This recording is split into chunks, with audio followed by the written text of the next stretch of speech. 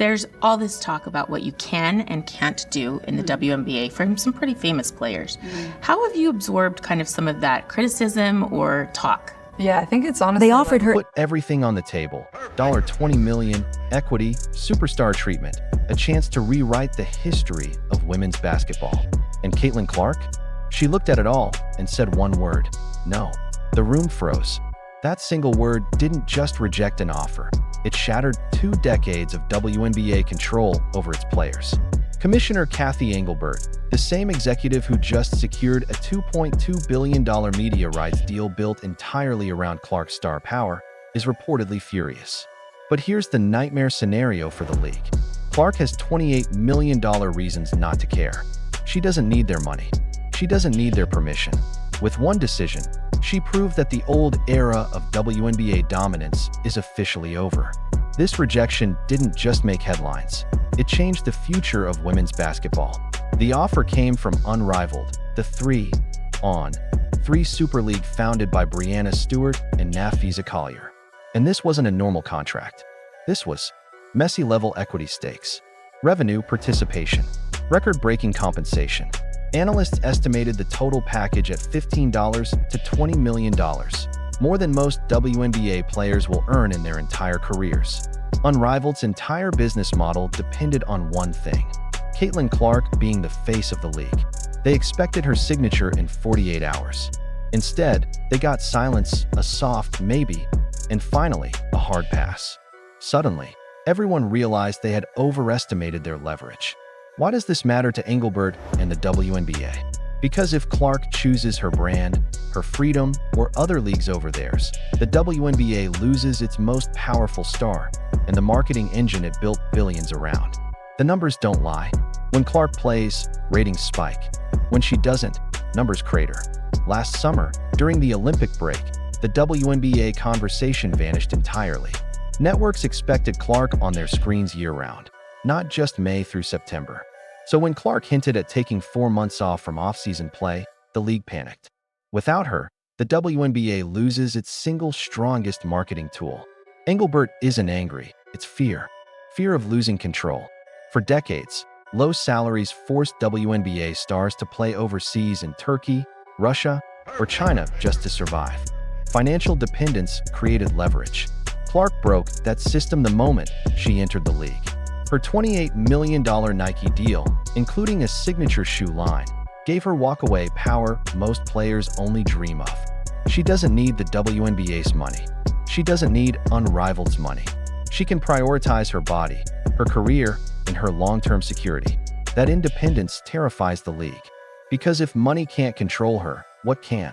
And this isn't just about money. Clark's rookie season was brutal, physically and emotionally. She was targeted repeatedly, while the league looked the other way. Remember Kennedy Carter's blindside hit? The constant physical intimidation from Angel Reese and Chicago? Fans demanded accountability. Engelbert shrugged and called it physicality. The refs let it go. No serious suspensions followed. The message was clear: sell tickets, but we won't protect you. Clark endured massive minutes and punishment. Choosing rest is her way of exposing the league's failures. If the WNBA won't protect her, she will protect herself. Inside locker rooms, her independence is creating chaos. Veterans who've carried the league for a decade, making maybe $250,000 a year, watched a rookie casually reject $15 to $20 million. To some, this felt like betrayal. They relied on Unrivaled for off-season income. Clark's decision affects them financially, fueling resentment. But here's the truth. Clark isn't quiet quitting. She's negotiating. By skipping off-season play, she's forcing the league to offer more than money, maybe charter flights, better security, improved officiating, or real protection for players. She's using absence as leverage. Investors in Unrivaled assumed Clark would be the face of the league. When she said no, the valuation shook. This isn't just a rejection, it's a power shift. For the first time, the WNBA establishment isn't calling the shots. Clark is. Behind all of this are Engelbert's failures. Remember her CNBC interview where she refused to call out racism toward Clark? That fractured trust. Clark's $20 million rejection isn't just a business decision. It's a vote of no confidence in leadership. Critics say she's making a mistake. Strike while the iron is hot, they argue. But Clark knows what the WNBA doesn't. Burnout destroys careers. She's played nonstop basketball for nearly 18 months. College, March Madness, WNBA, Team USA camp. Her body needs rest. The league wants immediate revenue. Clark is thinking about a 15-year career, not a short-term cash grab. Her choice isn't selfish. It isn't emotional. It's strategic, and it's changing women's basketball forever.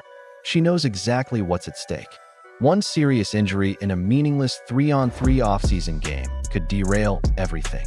So she's protecting the asset, herself, even while the league fumes. Here does this leave everyone? The commissioner is furious. Veterans are side-eyeing. Investors are panicking. And CaitlinClark? She's calm, likely practicing quietly in a private gym. This standoff proves one thing. The era of treating players like pawns is over. Money won't fix this. The WNBA must change its culture, address player safety, improve travel, clean up officiating, and treat Clark as a partner, not a product. Until that happens, she has $28 million reasons to stay home. Her rejection of $20 million isn't the end, it's the beginning. The opening chapter of a new era where players hold the leverage. And for a league operating the same way for 30 years, that's terrifying. The truth, the WNBA wasn't ready for CaitlinClark. Not for the ratings, the scrutiny, or a rookie they can't financially control.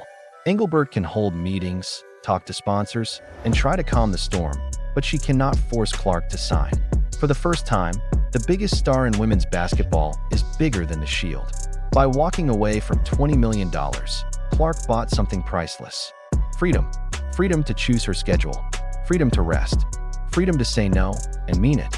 And that freedom terrifies the WNBA. A player they can't buy is a player they can't control. If they can't control Clark, the question remains. What will she do next? The entire sports world will be watching, whether the commissioner likes it or not. The age of player empowerment in women's basketball has officially begun.